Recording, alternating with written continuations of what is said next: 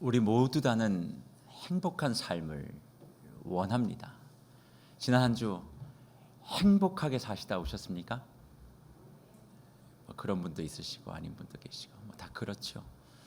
근데 행복한 삶을 누구나 꿈꾸는 것은 다 잘 알고 계실 거라 생각합니다. 근데 그 행복한 삶을 꿈꿈에도 불구하고 그 행복한 삶을 누리지 못하는 여러 이유 가운데 하나의 이유를 찾자면 저는 오해라고 생각해요. 사람들 사이의 오해, 나 자신과의 관계 속에서의 오해, 무엇보다 야고보 사도가 지난번에 우리에게 이야기한 것이 뭡니까? 하나님에 대하여 잘못 생각하고 있는 거예요. 신앙인들이 신앙의 원리와 비밀을 가지고 살면서도 하나님이 허락하신 그 복을 누리지 못하는 것은 하나님에 대한 오해가 있기 때문이다. 그래서 하나님은 뭐 하지 않는 분이세요? 우리를 시험하지 않는 분이다. 근데 우리는 어려운 일이 생길 때마다 그런 하나님이 원망스럽고 조심스럽고 이 모든 것들에 대한 모든 책임은 다 하나님에 있는 것 같은 그런 마음을 가지고 살았기에 야고보 사도는 하나님을 오해하지 말라. 너희의 삶의 시험과 어려움과 역경이 있는 것 하나님이 주시는 것 아니야. 그거 하나님의 시간표 속에 너를 온전하게 만들기 위한 선한 계획이 있어. 그렇게 말씀합니다. 그러면 우리에게 남는 질문이 하나 있잖아요. 하나님이 주시는 게 아니야? 그러면 내 삶의 시험이라고 하는 것, 어려움이라고 하는 것, 이런 거는 누가 그러면 주는 거지? 어떻게 되는 거지? 이런 질문이 남게 되어 있죠. 이에 대하여 야고보 사도는 오늘 본문을 통하여 그 시험의 원인 어딘지 지금부터 알려줄게. 분명한 건 하나님은 아니야. 너의 삶의 어려움과 시험과 낙담과 한숨, 그게 왜 너의 삶 가운데 예수를 믿음에도 나오는지에 대하여 오늘 한번 잘 들어봐. 그렇게 말씀하며 이 과정, 우리가 시험에 빠져 죄와 사망에 이르는 6가지 단계를 우리에게 설명해 줍니다.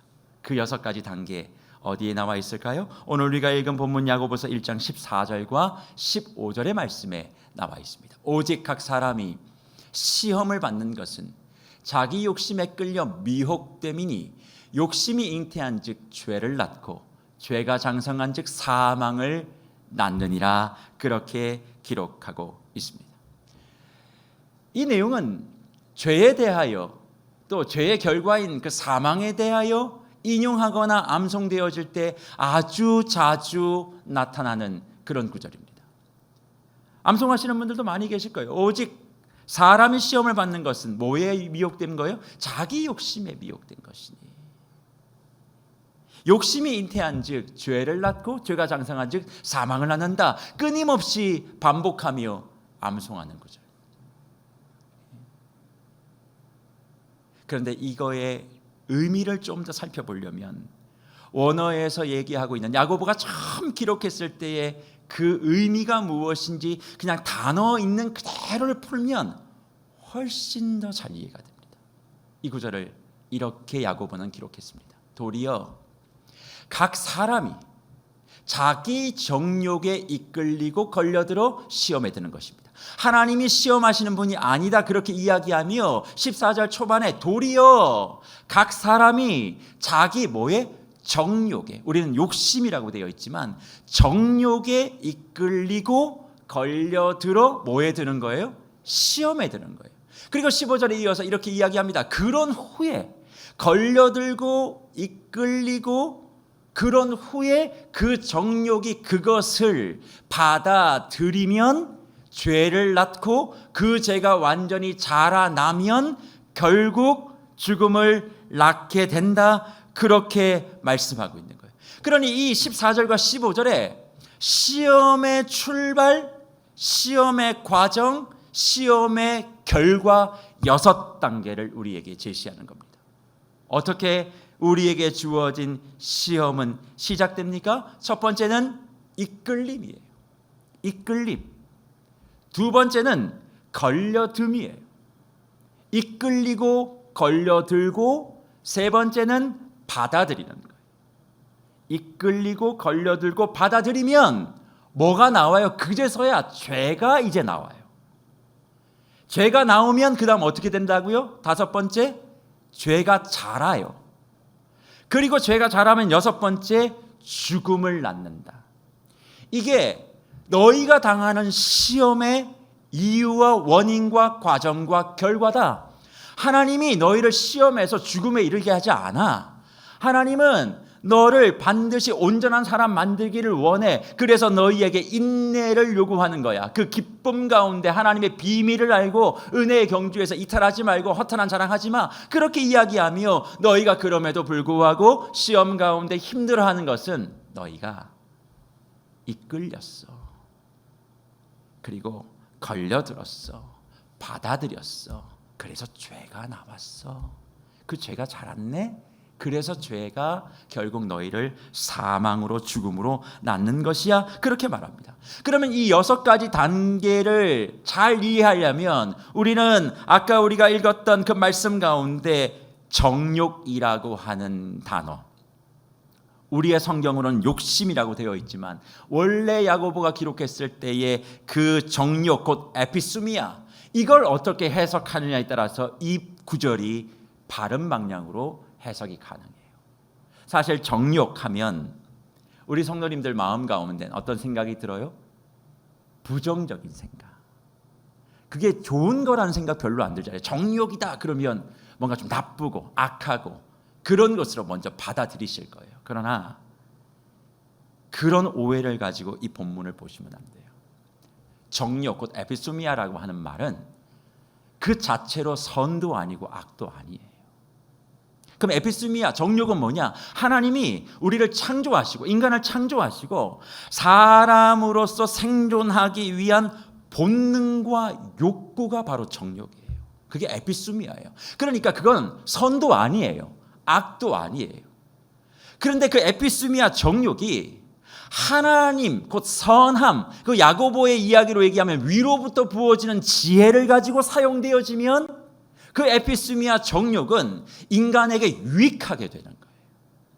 그러나 그것이 야고보의 관점에서 세상적이고 귀신적인 생각을 가지고 지혜를 가지고 그 정욕을 사용하면 그건 인간을 파멸하게 만들고 망하게 만드는 것. 그러니까 정욕이라고 하는 단어는 그 자체가 중립이라고. 사람이 살아가는데 필요한 거예요. 먹어야 되잖아요. 자야 되잖아요. 그게 다 정욕이라고, 에피스미야. 근데 그게 어떻게 사람의 생각, 그 지혜의 이끌림에 따라 선도 되고 악도 되고 유익도 되고 패망도 되는 중립지역에 있는 그 에피스미아 정욕, 그걸 이야기하는 거죠. 그런데 대부분 우리가 정욕을 부정적으로 생각하는 건 이것이 선한 가치와 위로부터 부어지는 지혜로 이끌릴 때보다 악한 것, 좋지 못한 것, 세상적인 것에 이끌려 가다 보니 대부분 정욕은 부정적인 생각들을 갖게 만든다는 겁니다. 그런 차원에서 우리 무별들이 기억해야 될 것은 이 정욕 자체를 무조건 나쁜 것이라고 이야기하며 금욕주의적인 생각을 갖는 것도 잘못된 것이고, 정욕은 그렇다면 하나님이 마음대로 쓰라고 한 것이니까 이거를 방임적으로 다 받아들이는 그런 마음도 균형을 잃은 것이다, 그렇게 생각하셔야만 합니다. 그래서 야고보 사도는 이야기하는 거예요. 너희가 시험을 받는 것은 결국 정욕이 이끌려서 그래.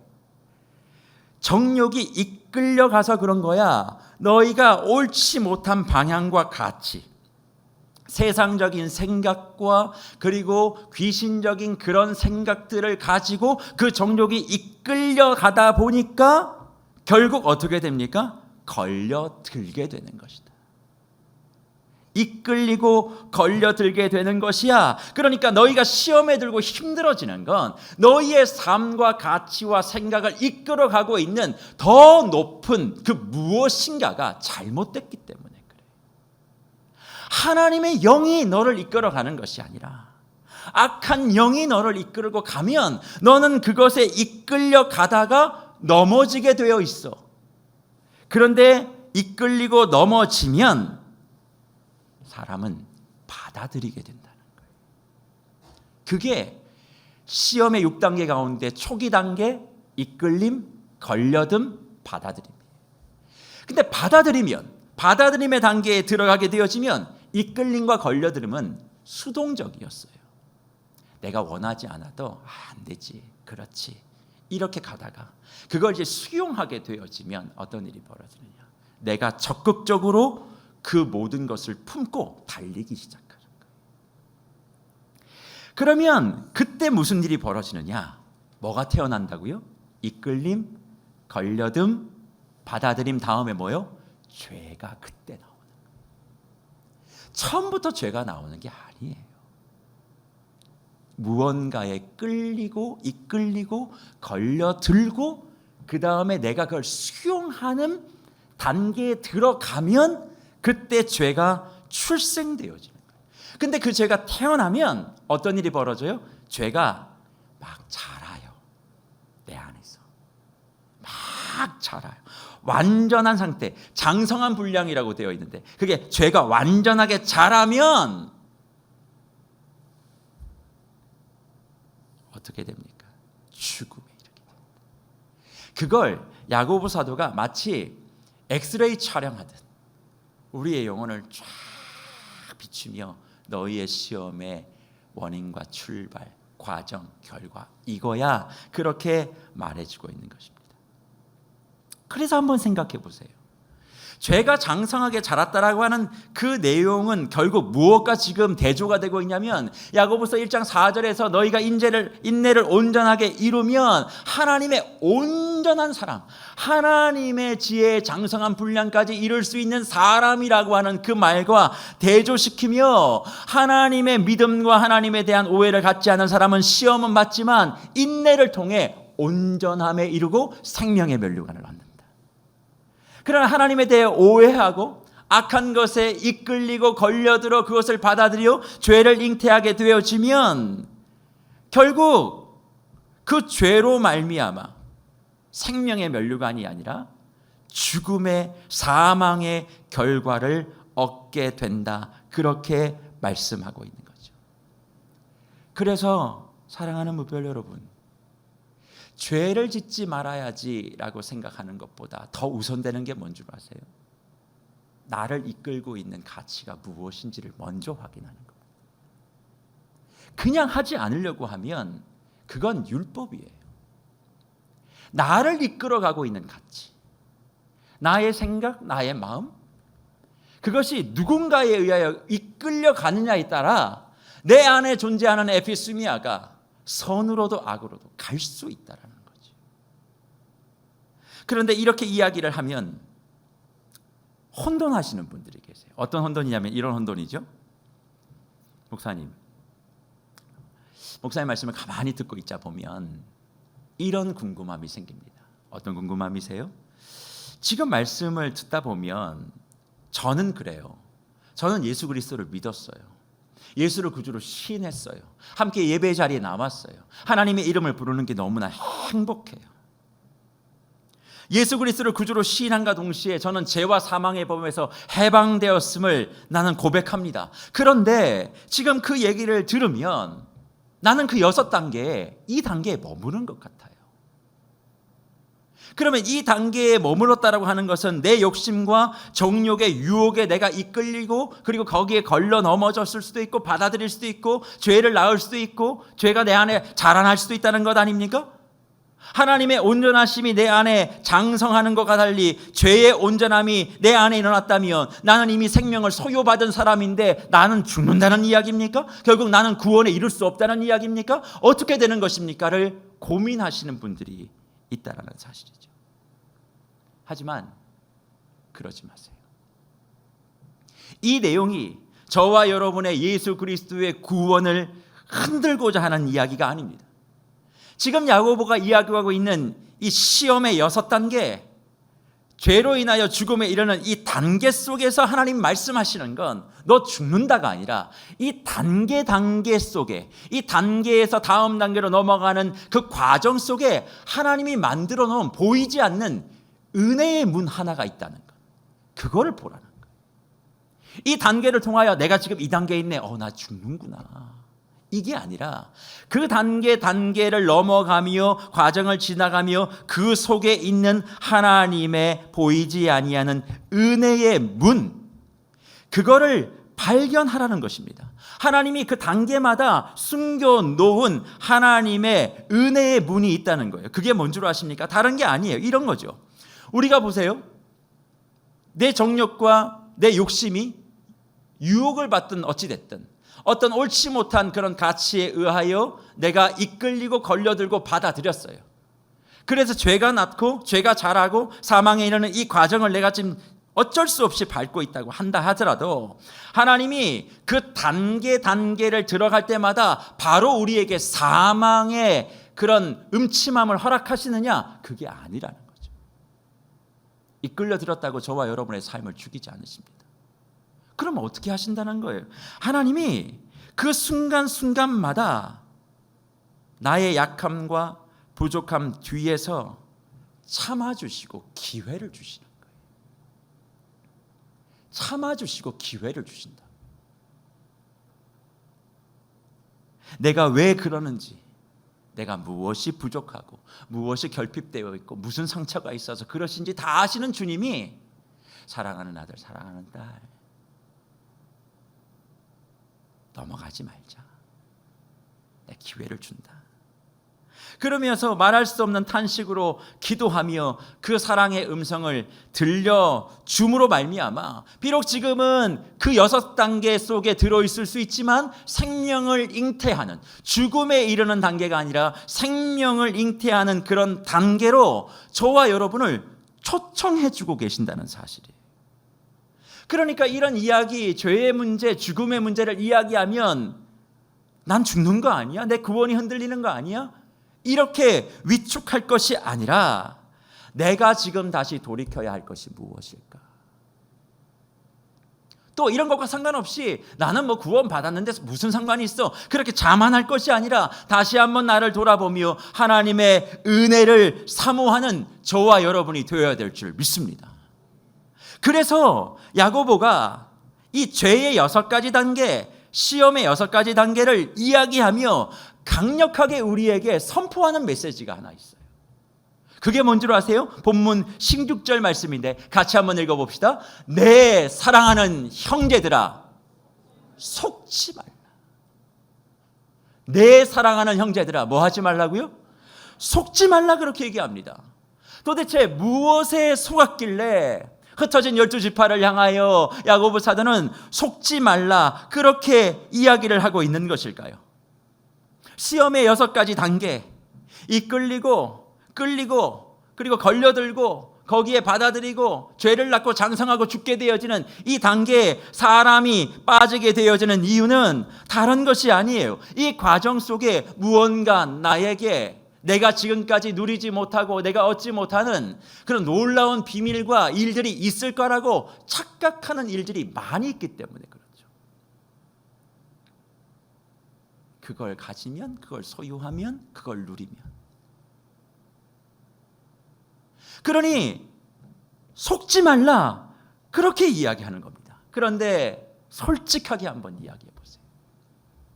속지 않을 자신이 있으십니까?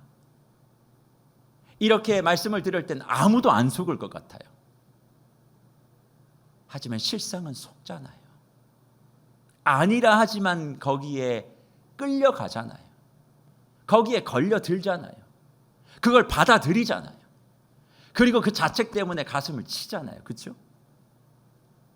그러면 어떻게 야고보는 내 사랑하는 형제들아 속지 말라. 그러면 속지 않는 비결을 알려줘야 될 거 아니에요. 무조건 속지 말라고 하면 어떻게 안 속아요? 우리는 그렇게 강인한 사람들이 아닌데. 그런데 그 속지 않을 수 있는 해답을 16절에서 기록해줬습니다. 다시 한번 16절 볼까요? 내 사랑하는 형제들아 속지 말라. 저기 해답이 있다니까요. 어디에 있을까? 내 사랑하는 형제들아 라고 하는 말 속에 속지 않을 수 있는 그 비밀이 들어있습니다.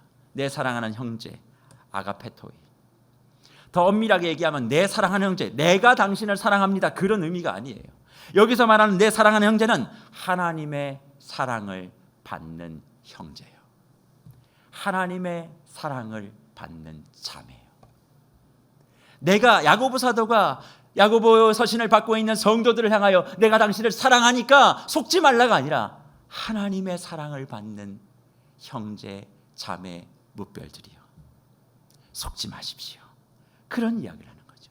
하나님의 사랑을 받는다는 의미를 좀 더 깊이 들어가 보면 이런 의미라고 생각합니다. 하나님의 언약과 구원의 계획 속에 하나님의 사랑을 받고 있는 사람, 좀 더 쉽게 설명하면 하나님으로부터 사랑받고 하나님을 사랑하는 사람들에 의하여 인격과 정서와 삶의 모든 것이 결핍되어져 있지 않는 그 사람은 뭐 하지 않는다고요? 속지 않는다.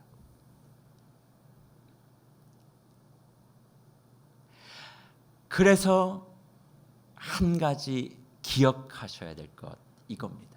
우리가 시험에 드는 모든 이유는 다 결핍 때문에 그래요. 무슨 결핍? 사랑의 결핍. 사랑이 결핍되어 있기 때문에 그렇습니다.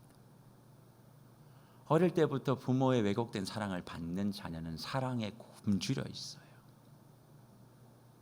어릴 때부터 자라오는 환경과 가정 속에 환난과 역경이 많으면 그것이 상처가 돼요, 내면에. 그래서 어떻게든 그것을 이겨내 보려고 발부둥 치다 보면 위로부터 내려오는 지혜가 아니라 세상의 지혜에 이끌리고 걸려들고 받아들이고 죄가 낳는다. 인정받지 못하는 사람은 인정 욕구가 강해요. 너무나 가난한 사람은 물질에 대한 욕구가 강해요. 그러다 보니 그것이 좋은 쪽으로 나타나면 문제가 안 되지만 이게 좋지 못한 쪽으로 이끌림 받으면 내 내면의 상처가 계속 분화되는 거죠. 그래서 예수 그리스도를 믿어도 변화가 일어나지 않는 거죠. 예수를 믿고 있는데 일은 많이 하는데 늘 상처를 받고 줘요. 왜 그러느냐?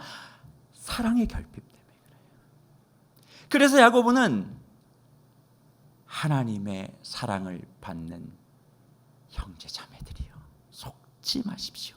그 얘기는 무슨 얘기냐? 당신은 하나님의 사랑을 받는 자 아닙니까? 하나님의 사랑으로 충만케 되어진 사람 아닙니까? 사람은 누구나 다 사랑받지 못하고 그것을 사랑하지 못하면 늘 왜곡된 방향으로 가게 되어지고 결국엔 죄의 장성한 분량까지 이끌어지게 되어지니까 당신 하나님 사랑받는 사람이에요. 그러니 속지 마세요. 그 얘기를 하는 거예요. 그래서 한번 잘 생각해 보세요. 한 사람이라도 나를 진심으로 사랑해주는 사람이 있으면 그 사람 인생 안 망가집니다. 한 사람이라도 내가 그 사람을 사랑해주면 그 사람 살리는 거예요. 사랑이 그 사람을 살리는 거예요. 그래서 TV 프로에 내 아이가 바뀌었다라고 하는 그런 문제가 있는 그런 아이들, 심지어 요즘에는 뭐죠? 애견들도 주인이 바르게 사랑하면 정상으로 다 돌아오더라고요. 그 아이의 잘못된 문제의 솔루션은 다른 게 아니에요.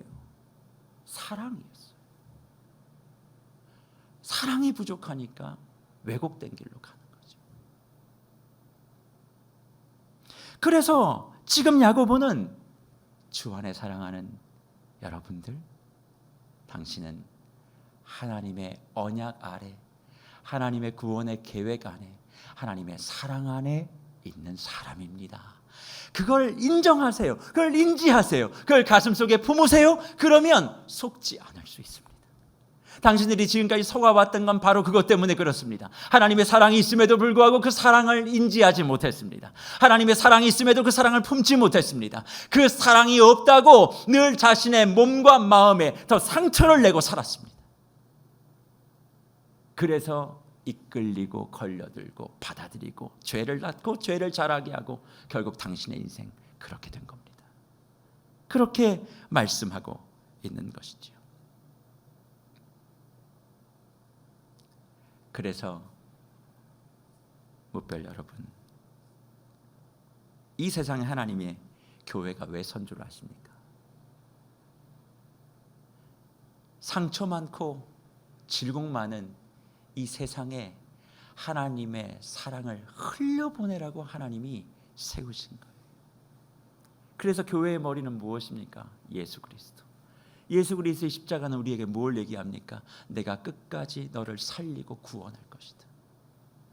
그걸 이야기하는 거예요. 그러면 그런 교회된 우리가 세상을 감동시키려면 어떻게 해야 될까요? 우리의 내면의 상처와 결핍이 하나님의 사랑으로 먼저 치유돼야 되는 거죠. 그러니 교회 와서 열심히 하는 것보다 중요한 건 주님을 만나 내 내면의 상처를 치유받는 거예요. 하나님으로 충만해야 다른 것에 눈을 돌리지 않아요. 그래서 야고보는 하나님에 대해 설명하기 시작합니다. 너희를 사랑하시는 하나님 어떤 하나님인지 지금부터 알려줄게.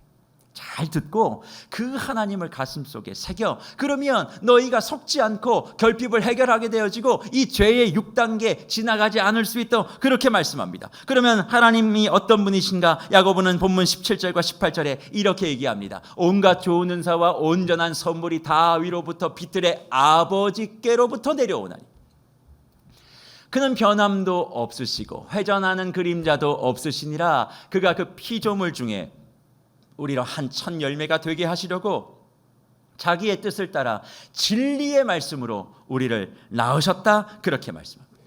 이 본문이 조금 번역이 어려울 수 있어 원어의 단어를 그냥 풀어놓으면 이렇게 되는데 한번 잘 들어보십시오.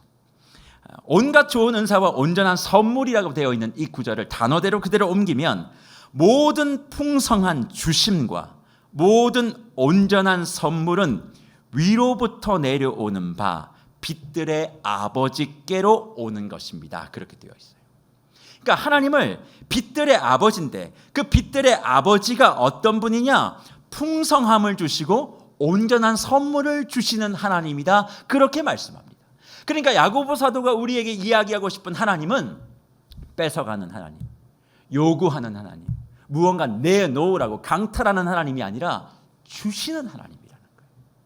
근데 뭘 주세요? 첫째는 풍성함을 주시고, 우리가 읽은 번역은 온갖 은사라고 되어 있지만 풍성함의 뜻이에요. 하나님은 풍성함을 주시고 우리에게 온전함을 선물로 주시는 분이다. 그렇게 말씀하고 있습니다. 사실 이 풍성함과 온전함은 우리가 바라던 바예요. 세상을 그렇게 기웃거리는 이유가 무엇입니까? 세상 가운데서 무언가를 하게 되어지면 세상의 풍성함이 나를 완전하게 만들어진다라고 착각하게 만들고 있는 것 아닙니까? 그래서 우리가 세상을 이리 기웃 저리 기웃하는 거 아니에요? 하지만 세상이 언제나 우리에게 풍성함을 공급한 적이 있습니까? 단 한 번이라도 저와 여러분의 삶에 세상이 풍성함을 넣어준 적이 있던가요?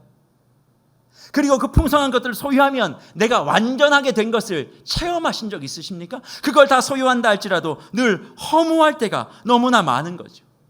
그러니 야고보는 하나님을 우리에게 설명하며 하나님은 세상과 달리 풍성함을 주시는 분이야. 그리고 그분은 따뜻함을 주시는 분이야.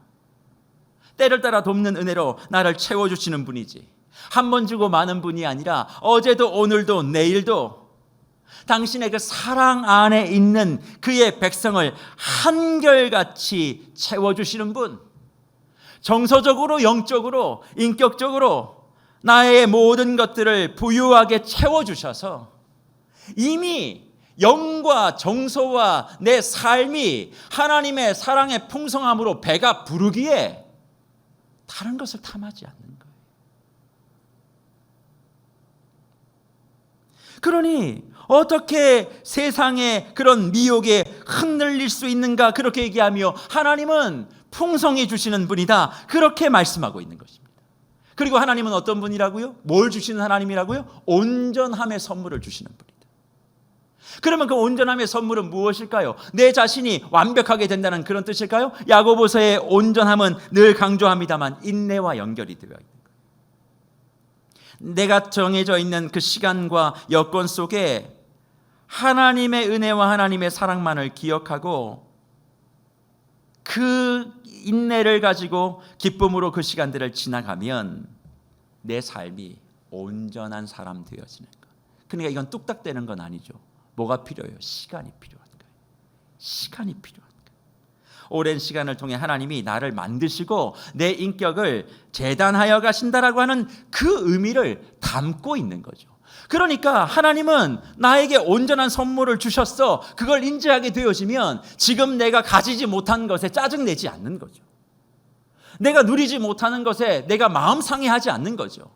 그저 비록 작고 아무것도 아닌 사람이지만 내가 소유하고 내가 보기엔 부족하지만 이건 하나님이 주신 것이고 하나님이 주셨으면 이걸 통해서 하나님이 온전함으로 바꾸어 가실 거야 라고 이야기하며 하나님과 이웃을 향해 내 작은 것을 내어놓을 줄 아는 사람, 그 사람은 뭐 하지 않아요? 정욕과 욕심에 이끌리고 걸려들고 받아들여 죄를 낳고 장성하여 죽음에 이르지 않는다, 그렇게 말씀합니다. 그래서 우리 성도님들 가운데 이렇게 말씀하시는 분들이 계세요. 목사님 기다리세요. 내가 이게 다 되어지면 할 거예요. 그게 다 걸려들고 넘어지는 이유라는 거죠. 지금 내 상황이 어떠하든 내가 할 수 있는 것, 내가 주님을 사랑할 수 있는 것, 이웃을 사랑할 수 있는 것, 내 자신을 하나님 앞에 그냥 내어놓으면 하나님이 그것을 통하여 나를 온전하게 만드시며 동시에 내가 그런 세상적 가치의 악한 영들에 이끌리고 걸려들어 사망에 이르는 그 모든 과정들을 막아주시겠다, 그렇게 말씀하고 있는 것입니다. 그래서 주 사랑으로 힘을 내셔야 될 무별 여러분, 우리는 하나님의 역사와 생명의 비밀에 대한 오해를 거둬들이셔야만 해요. 특별히 어떤 오해를 거둬들이셔야 되느냐? 하나님은 분명히 기적의 하나님입니다. 하나님 무언가 특별한 일들을 우리의 생각과 그리고 지혜를 넘어서 이루어내는 분이신 줄 저는 믿습니다. 하지만 그렇다고 해서 모든 것을 기적과 이사를 통해 행하셔 가시는 않으십니다. 그럼 하나님은 어떻게 그런 일들을 이루어 가실까요? 우리의 평범한 일상을 통해서도 역사하신다. 아무것도 아닌 것 같지만 하나님께서 지속적으로 나의 일상 속에 역사하셔서 비록 작은 것이라 할지라도 하나님이 귀중하다 여겨주시는 줄 믿고 우리 자신을 소중하게 여기셔야 된다는 거예요. 왜? 나는 하나님의 사랑을 받고 있는 자니까. 하나님의 사랑으로 충만케 되어지는 자니까. 내 모습이 지금 어떠하든, 내 형편이 지금 어떠하든 하나님은 이것을 통하여 온전케 해 주실 거야. 그런 믿음을 가지고 살아간다면 내게 주어진 모든 자원이 다 소중한 거야. 내 삶에서 이건 지우고 싶고 저건 지우고 싶고 너무나 많죠. 하지만 그것도 귀하게 여기게 된다라는 사실입니다. 그래서 세상의 가치와 판단이 아니라 하나님이 내게 주신 사랑으로 단조롭고 별것 같지 않은 것도 하나님의 손에 붙들리게 되어지면 그게 모든 것들을 온전하게 만드는 선물인 줄 믿고 우리의 삶을 보다 기쁘고 보다 행복하게 만들어 가야 한다라고 말씀하고 있는 줄 믿습니다. 그런 차원에서 저는 이런 풍성함과 이런 온전함이 세계로 교회 가운데 있기를 간절히 축원합니다. 저와 여러분의 입장에선 이 몸된 교회가 부족할 수 있어요. 또 때론 답답할 수 있습니다. 다른 것과 여러 가지 살펴보면서 왜 우리는 그렇지 못하지라고 생각할 수 있어요. 하지만 잊지 마십시오. 이 교회는 항상 하나님이 함께 계셨고 하나님의 진리와 사랑의 빛을 이 교회 가운데 비추어 주셔서 교회가 어두움을 가까이 하지 않도록 보호해 주신 결과물이 바로 오늘 우리의 모습인 줄 믿으시길 바랍니다. 하나님이 한 번도 교회를 외면하신 적이 없습니다. 하나님이 한 번도 교회를 떠나신 적도 없어요.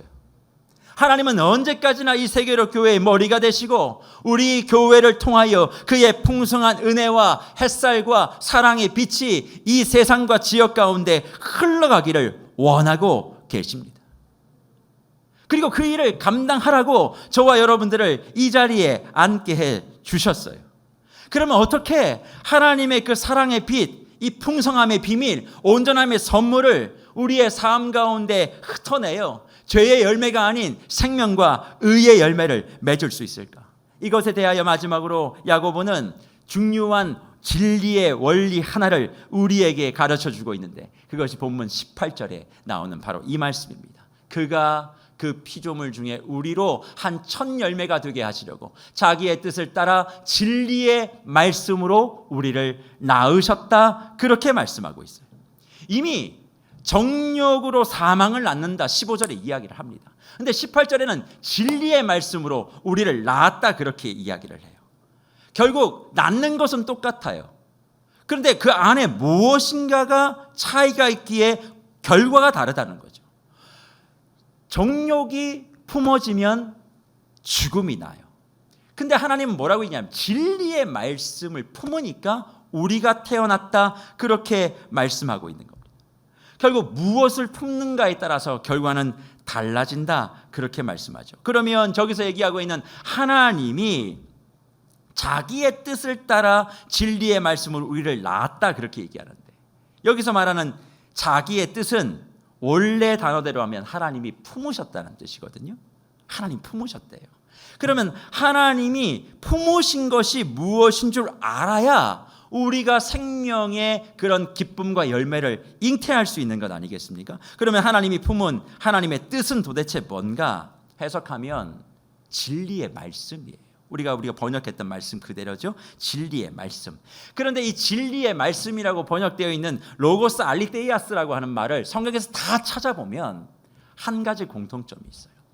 이 진리의 말씀, 우리가 읽고 있는 성경 말씀 이런 차원이 아니고 이 진리의 말씀은 복음을 이야기하는 거예요. 복음을 이야기하는 용례의 이 로고이 알레테이아스라는 말, 진리의 말씀을 성경은 계속적으로 이야기합니다. 그러면 복음이 무엇입니까? 예수 그리스도의 죽으심과 부활을 믿고 자신의 삶의 구원을 맛보는 그것이 복음이라고 한다면, 하나님이 예수 그리스도의 죽으심과 부활 사건을 통하여 저와 여러분을 품으시며 첫 열매, 생명의 열매, 의의 열매로 저와 여러분을 잉태하게 하신 거예요. 그러니까 자부심을 가지셔야 됩니다. 우리는 그저 그런 사람들이 아닙니다. 하나님이 예수와 복음으로 우리를 사람이 태어나던 10달 동안 품으시고 잉태하여 이 세상에 만들어 놓은 의와 생명의 열매가 바로 저와 여러분이라는 것을 기억하셔야 된다는 사실이에요. 그래서 야고보 서신을 읽어 나갈 때 기본적인 오해 한 가지를 벗으셔야만 합니다. 그게 뭐예요? 야고보 서신은 늘 행함을 강조하는 서신. 듣기만 하고 행하지 않으면 믿음이 없다, 죽은 믿음이다, 그런 이야기를 많이 하고 야고보서를 그런 관점에서 많이 보죠. 틀린 건 아닙니다. 그러면서 인용하는 구절이 뭐냐면 야고보서 1장 22절이거든요. 이렇게 기록해요. 너희는 말씀을 행하는 자가 되고 듣기만 하여 자신을 속이는 자가 되지 말라. 말씀을 행하는 자, 듣기만 하고 자신을 속이면 안 된다. 그러니까 늘 행해야 된다라고 하는 그런 것에 목적을 가지고 있어요. 무조건 행해야 돼, 실천해야 돼. 근데 무조건 실천하고 행해야 된다라고 하는 것만 딱 고정이 되어지면 그거 자체가 뭐가 되는 줄 아세요? 윤리와 율법이 되는 거예요. 하지만 야고보 사도는 이 행함 있는 믿음의 서막이 18절에 있다, 그렇게 이야기합니다. 그럼 그게 뭔가요? 이런 이야기죠. 하나님을 사랑하고 그 사랑을 받고 있는 형제 자매 여러분들이요, 여러분은 하나님이 복음으로 예수의 보혈로 품으셔서 세상에 내놓은 첫 열매입니다. 그 첫 열매가 당신이에요. 그러니 여러분들이 잉태되어 품어진 그 복음과 예수를 다시 품으세요. 악한 것에 이끌리는 세상의 정욕을 품지 말고 예수의 보혈과 예수의 복음을 다시 품으면 여러분이 어떤 모습, 어떤 위치, 어떤 자리에 있든 여러분은 사망과 죄의 열매를 맺지 않고 의와 생명의 열매를 맺을 것입니다. 무언가를 하려고 하지도 마시고 해야 한다라고 하는 강박에도 사로잡히지 마십시오.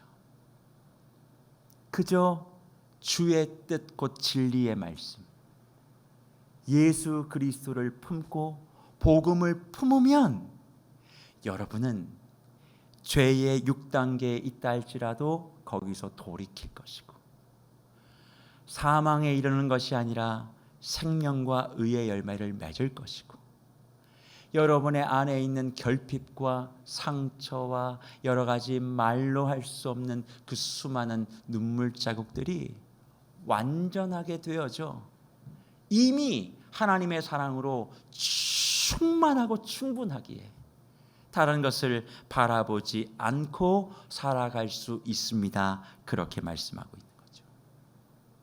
복음의 능력에 사로잡혀 주의 첫 열매가 되셨던 우리 묵별 여러분, 그렇다면 세상과 나 자신에 속아서 죄를 잉태하는 그 불행한 삶을 이제 한번 멈춰봐야 되지 않을까요? 스스로 속이고 스스로 속이는 이 비참한 신앙생활 이제 그만해야 되지 않을까요? 늘 교회에 오면 뭘 해야 된다라고 하는 강박에서 이제 좀 벗어나서 하나님의 사랑으로 충만하고 싶습니다. 하나님의 사랑으로 난 충분합니다. 내 주변에 이들이 좀 못났어도 하나님의 사랑으로 나는 충분하니까 요동하지 않겠습니다. 그렇게 생각하며 내가 걸어가는 그런 삶의 걸음들을 쉽진 않지만 여유롭고 행복하게 걸어가는 저와 여러분이 되셔야 되지 않겠습니까? 하나님의 사랑은 가까이에 있습니다. 그럼에도 그 사랑이 느껴지지 않으세요? 그러면 이러시면 됩니다. 하나님의 사랑을 머금고 있는 형제 자매가 내 주변에 있어요. 그 사람을 통해 회복되세요. 또 그 사람처럼 누군가를 살려내세요. 그렇게 되어지면 반드시 그 사람을 통해 하나님의 사랑과 복음과 예수의 보혈이 내 안에 품어지고, 그 사람을 통하여 내 일상이 특별한 게 없어도 반드시 생명과 의의 열매는 내 삶의 터전 가운데 차고 넘치게 되는 줄 믿습니다.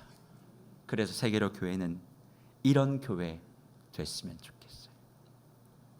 하나님의 사랑과 복음과 예수 보혈을 품는 교회. 지쳐있는 주변에 있는 이들이 들어왔을 때 하나님의 사랑 안에 품어지고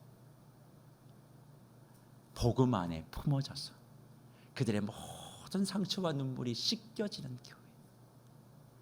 그게 세상을 감동하는 그런 교회의 모습이 아니고 무엇이겠습니까? 주님이 저와 여러분을 품어 새롭게 잉태한 그 복음과 예수를 다시 품으시고 마음속에 숨겨놨던 모든 내면의 상처를 완전히 덮어낼 수 있는 은혜가 있기를 간절히 주의 이름으로 축원합니다. 하나님의 구원의 역사, 예수 그리스도의 십자가의 사랑, 성령의 보호하심과 인도하심의 그 넓고 깊은 은혜가 날마다 변하지 않고 늘 똑같고 반복적인 나의 일상이라 할지라도 저와 여러분을 행복하게 할 것입니다. 그 행복이 저와 여러분을 시험의 6단계에 이르지 않게 하고, 이른다 할지라도 다시 돌이켜 생명의 빛의 자리로 나오게 되는 줄 믿고 정말 행복한 사람으로 세상에 자기 자신에게 속지 말고 하나님의 복음과 예수의 보혈로 기쁨과 생명력 가득한 하루하루를 살아가시는 저와 여러분이 되시기를 간절히 주의 이름으로 축복합니다.